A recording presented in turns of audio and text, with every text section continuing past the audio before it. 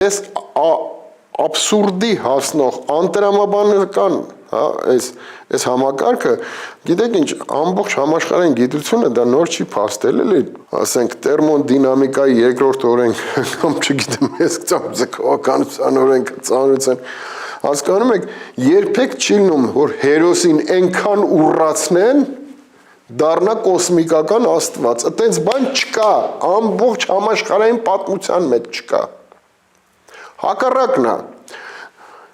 կոսմիկական հերոսը, կոսմիկական զենքով, կոսմիկական թշնամուն, վիշապին սպանում, այդ նույն համակարգը,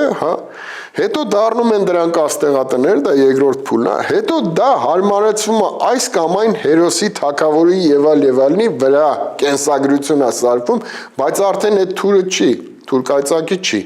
սովորական զենք է, դիմացը վիշապ չի, հերոսը սպանեց հակահերոսին։ Հիմա, եթե որից է մեկը ասում է, որ ոչ պատմական հերոսներ են ընկած էպոսի հիմքում, ապա ես հարց եմ տալիս, իսկ այն վիշապը, որ պատմական հերոսն է, կարող է քեռի տեր։ Այսինքն ինչ վիշապի պատմական հերոսը մի հատ ասա ով է։ Կամ այդ կայծակ թուր, ամպրոպի աստվածության զենք կայծակ թուրը, այդ ոնց, այդ ընդ բոլոր հնագույն,